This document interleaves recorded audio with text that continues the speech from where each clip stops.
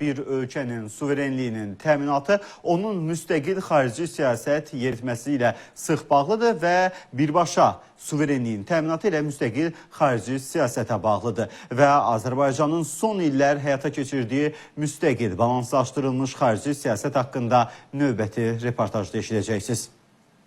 Müstəqil xarici siyasət suverenliyin təminatıdır. Qlobal və regional miqyasda geosiyasi mənzərənin sürətlə dəyişdiyi bir vaxtda bu məsələ daha da aktuallaşır. Azərbaycan Cənubi Qafqazın yeganə dövlətidir ki, tarazlı xarici siyasəti uğurla həyata keçirir. Ölkəmiz böyük dövlətlərin regiondakı maraqlarını məharətlə balanslaşdırır. Azərbaycan bununla milli maraqlara cavab verən geosiyasi dividend əldə edir.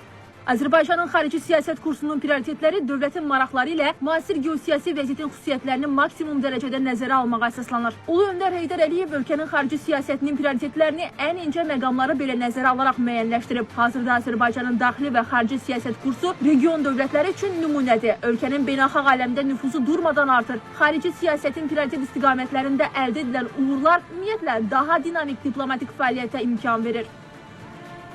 Bu gün Azərbaycanın müdrik və ağıllı xarici siyasətinin nəticəsidir ki, müsəlman dünyası içərisində yeganə dövlət ki, Azərbaycan sabitlik adası kimi tanınır və qəbul olunur. Və cənab prezident də hər dəfə çıxışlarında bildirib ki, bizim ölkənin heç bir ölkəyə ərazi iddiası yoxdur. Biz sülhsevər xalqıq, sülhsevər dövlətik və daim sülhün yanındayıq. Bizim bugün bizə tələbimiz var ki, Azərbaycanın ərazi bütövlüyü BMT-nin 4 qətnaməsində də bu öz əksini tapıb, ərazi bütövlüyü tanınmalı, qəbul olunmalı və işğal olunmuş ərazilərimiz özümüzə qaytarılmalıdır.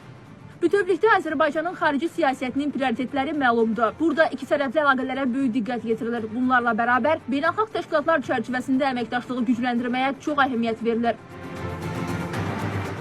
Hesab edirəm ki, 25 illik bizim müstəqillik tariximizin ən mühüm, bəlkəm də xarici siyasət nailiyyətlərindən biri, bəlkəm də birincisi cənab prezidentin sözləridir.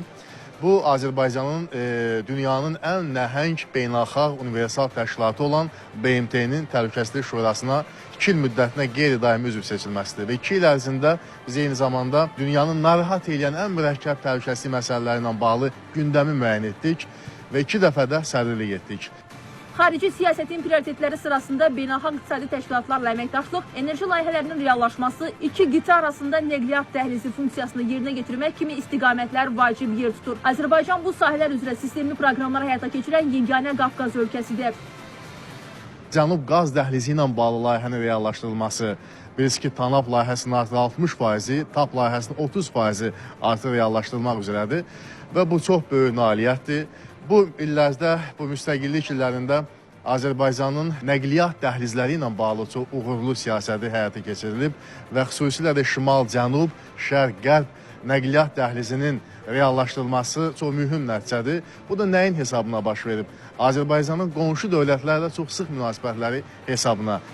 Ermənistan-Azərbaycan Dağlıq Qarabağ münaqişəsinin həllində Amerika Birləşmiş Ştatları, Avropa ölkələri, Rusiya, Türkiyə və İranla iki tərəfli əlaqələrin inkişaf etdirilməsi vacib rol oynayır. Bu ölkələrin hər biri ilə əməkdaşlıqda milli maraqlara tam uyğun balanslaşdırılmış siyasət həyata keçirilir. Diqqət çəkən haldır ki, güclü dövlətlər Azərbaycanın ədalətli mövqeyi ilə hesablaşmalı olublar. Bu, xarici siyasətdə əhəmiyyətli bir məqamı ifadə edir.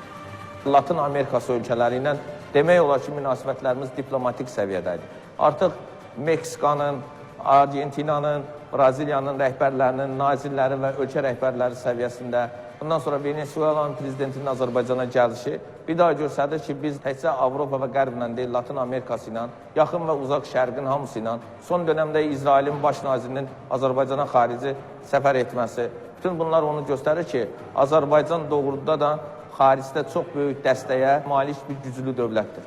Amerika Birləşmiş Ştatları və Avropa ilə əməkdaşlıq münasibətləri yeni səviyyə qalxıb. Enerji və təhlükəsizlik sahələrində əlaqələr daha da dərinləşib. Prezident İlham Əliyevin xarici ölkələrə səfəri zamanı əldə edilən razılaşmalar bunun təsdiqidir. Azərbaycan regionda sistemli xarici siyasət kursunu həyata keçirən nümunəvi dövlət halına gəlib. Ulu Öndər Heydər Əliyev Azərbaycanın xarici siyasətinin əsaslarını bütün müasir tələbləri nəzərə alaraq hazırlayıb. İndi onun təməlini qoyduğu bu çətin və şərəfli iş uğurla davam etdirilir. Mürvət Zalikioğlu, Nurlan Əli Məmmədov, Fərqanə Səfər, Space.